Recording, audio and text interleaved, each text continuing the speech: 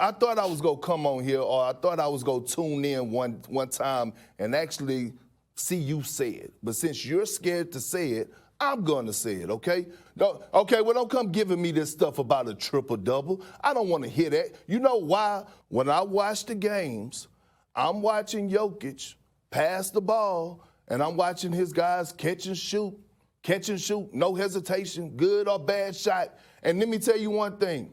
It goes on, conversations goes on in that locker room, and players know what their stats are. You know it was 8 games this season where Jokic had single-digit shot attempts. Single-digit shot attempts. Not shots made, shot attempts. So you're telling me your best player on the floor, a guy that has the ball in his hands all the time, has 8 games where he has single-digit shot attempts? Make that make sense to me. And then off the miss, Jokic strips. That's the first shot Nikola Jokic took in the game. Didn't need to shoot. He was setting up everybody else. Correct. He's one of those players that would almost become self-conscious if he shoots the ball 4 times in a row. Right. No, because he doesn't really want to play that way. Obviously, he went an entire quarter and he didn't take a shot till the very end of the quarter. And at this point, Jokic hadn't really even gone into anything remotely resembling scoring mode. Perfectly willing and content to just take what's there. How rare is that for a true superstar to just completely I don't have to shoot? That's rare to me. Yeah, because it does feel like he can score kind of when he wants to, but he realizes that's not necessarily what's going to make their team hum.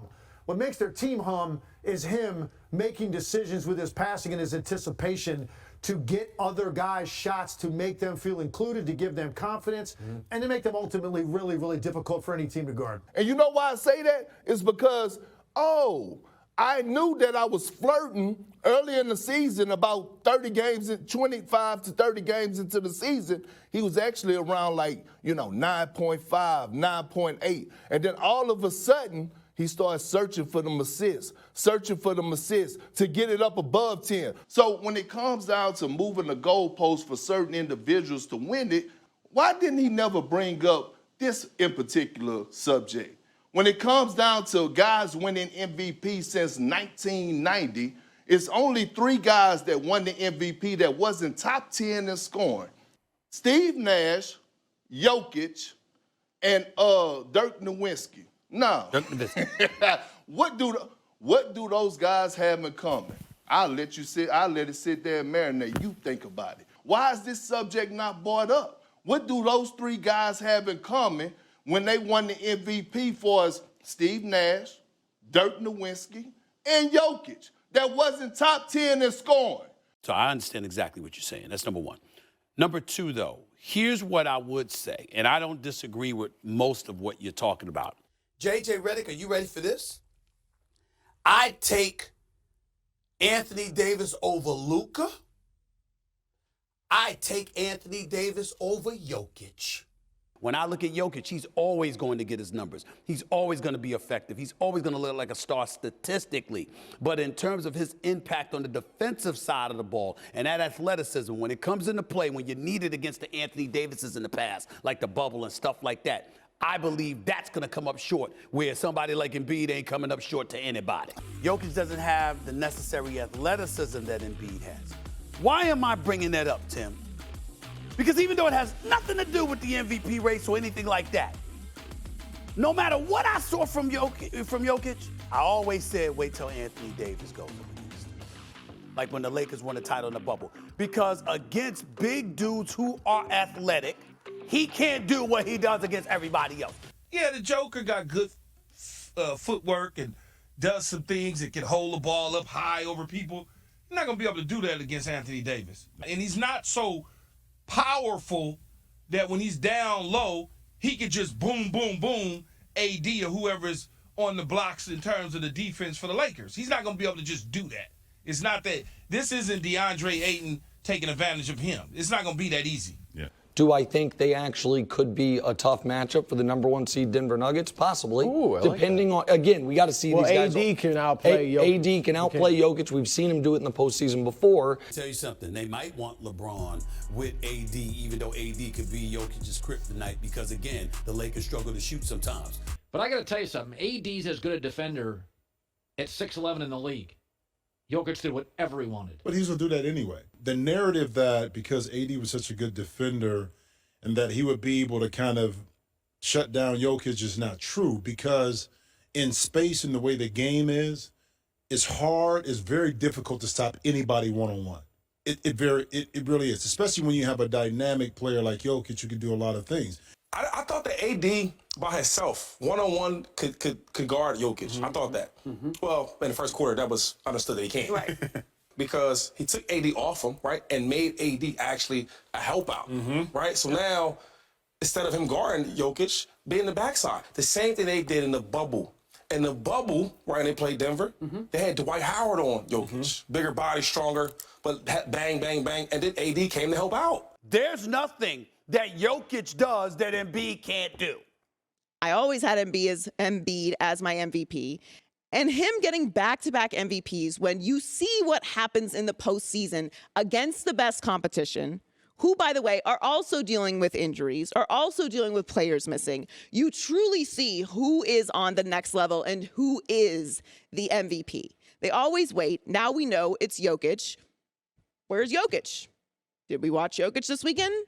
We did not. But here we are watching Giannis be the best player in the world and Joel Embiid come back and have the impact that he's had on this series. He would have swept the Sixers without Joel Embiid on the floor, without question, even with Harden's performance last night.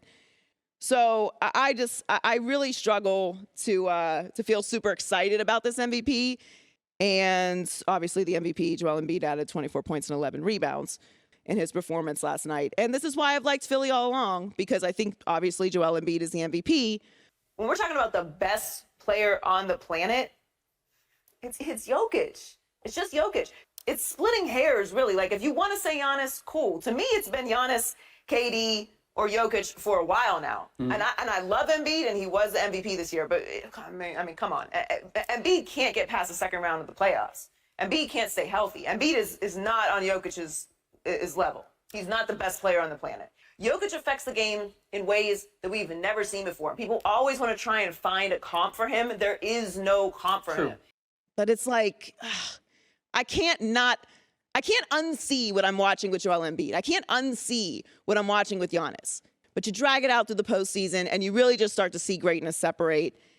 And I get it, it's a team game, but this is an individual award. And when you see the impact that Giannis is having without Chris Middleton, and Joel Embiid is having when he's out up against a team like the Miami Heat, it's really, really hard for me to sit here and say that I wasn't completely right about Joel Embiid this whole time.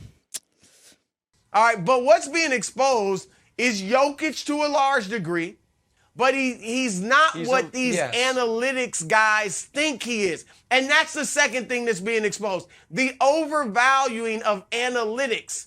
He's not as dominant as the numbers suggest. What's happened, Nick, is now you've got a lot of voters who are completely into the analytics. I thought the triple-double numbers were iconic. The analytics guys think the PER and all the other analytics numbers that Jokic had through the roof, they think that's iconic. They are going strictly on that. I agree with you. But that is why you're getting this type of vote, Wilds. Brew, are you ready to crown Joker the undisputed best player in the entire world? Yeah, and I have been. I've said this now, a couple weeks. He is the best player in the world. His weakness is obviously defense. I thought last night he was awesome. He was great last night. And Nick, we poo-pooed it during the season. He's not a great defender, but he is top 10 in defensive rating individually this year. His size and intelligence and the fact that he's a great defensive rebounder, which is a defensive stat. Yeah. It ends possessions. Go ahead. Yes, he's clearly the best offensive player. There's no question about that because he scores not only at every level, three-pointer, mid-range, post-up, but he does so efficiently at every level. He's one of the best passers in the NBA, period. Forget center.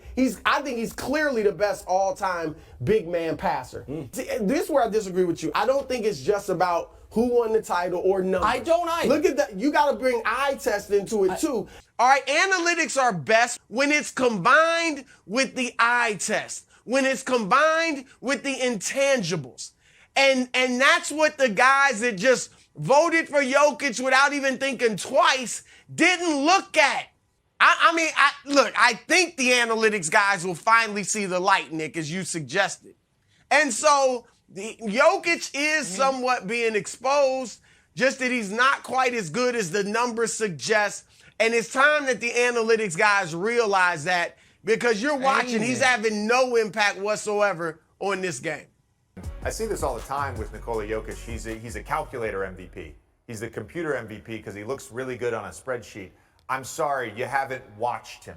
Yeah, and the other part to that conversation, Big Perk, is are we looking at Jokic as a top 5 player in the game? A lot of people don't, just because he hadn't had success once we got to the postseason. I've never seen a disconnect like this where a guy monopolizes the MVP, and yet he floats in and out of my top 5 at like 5. Yeah. He's not in almost anyone's top 3. I've never seen anything like it. Well, at this moment, it looks like Nikola Jokic is the best player in the world to me, Jay.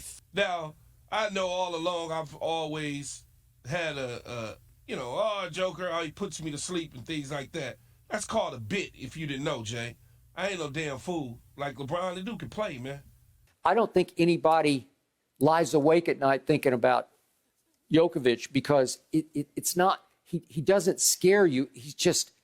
He annoys you with how great he is. You got me on that one. And I just told you about Aaron Rodgers. That MVP is worth the cost of what it takes to make that trophy. That's the end of that. But I love that 21.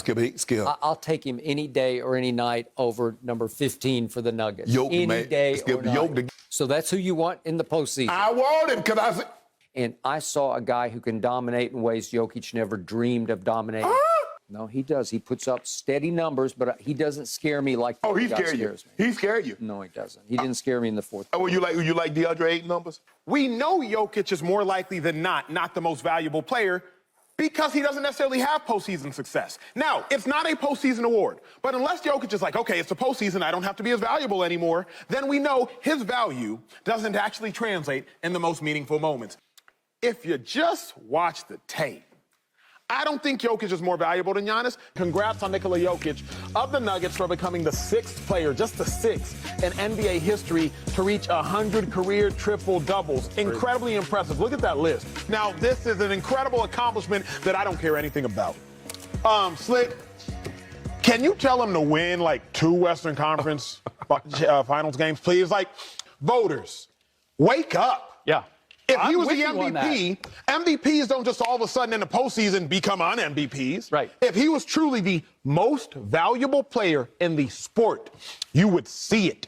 Well, you're asking me to channel my inner nerd. Okay. Because what has earned him those MVPs are analytics. I don't know that it's going to change the view of the voters who voted for him analytically. They're going to defend that. They're going to die on that hill. I would say that his winning 3 consecutive MVPs, which is extreme, right, he's a victim of today's analytics-driven approach to viewing greatness. I don't necessarily put that on him. Yeah, it's not his fault. It's the voters. That's all I'm saying. So then we should change how we vote for That's all I'm saying. That's where I'm at. That is where I'm at. It is different. But Nick's argument has been misframed by the media at large. Like, your issue is not actually with Joker.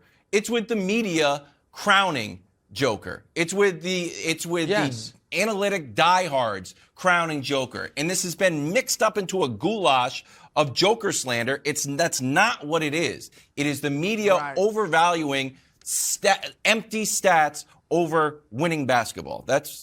We tried to say that, well, it is the rise of analytics which gave Jokic an MVP. Some people tried to take away Jokic's accomplishments, bringing different things like race and other attributes into the picture.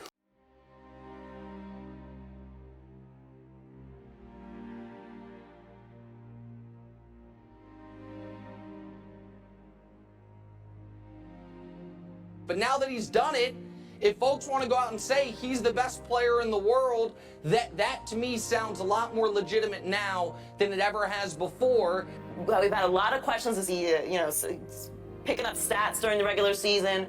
that doesn't really mean anything when it gets to the postseason. So does he really deserve to win, 3 straight MVPs? And I was one of those people. But we can see with our eyeballs now how good he is. There is nothing to debate.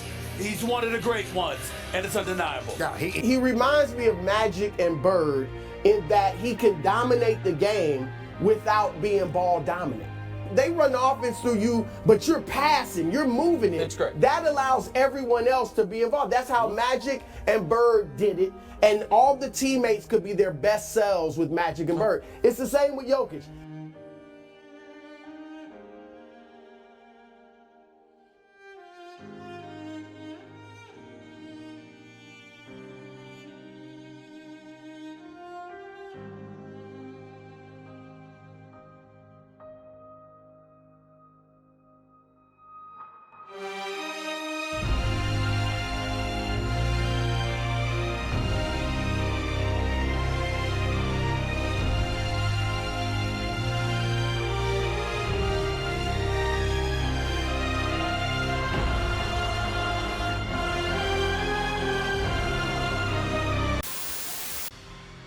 I want to make something clear, though.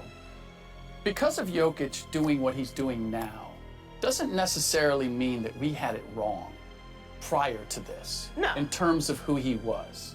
I also want to be slow in, giving it all this meaning. We have to go Slick. No, we have. no, we don't. I want to put it in context. I want to take into account who he has played along this way. I ain't here for either. LeBron James and Anthony Davis swept the Lakers with LeBron James and Anthony Davis. Sweet. Look, Anthony Davis, a power forward. Kevin Durant, Kevin Durant. Top 75. We're not going to talk about the first round, but I'm talking Kevin about Durant and Devin Booker. Come on.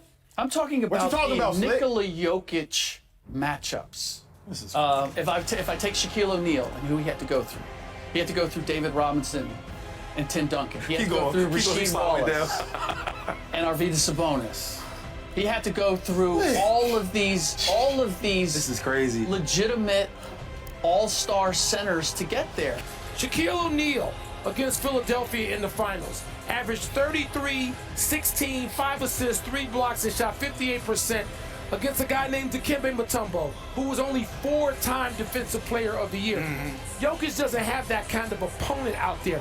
If we go back further, Shaq, 38 and 17 he averaged against Rick Smits. Hakeem against Shaq. Swept Shaq out of the playoffs, averaging 33 and 12, and David. 6 assists and 3 steals. And if you go back and look at what Wilt did against Russell, and what Kareem did against both Wes Unseld and what Moses Malone did against Kareem. These guys are giants, titans all time. They did it against each other. Joker doesn't have that.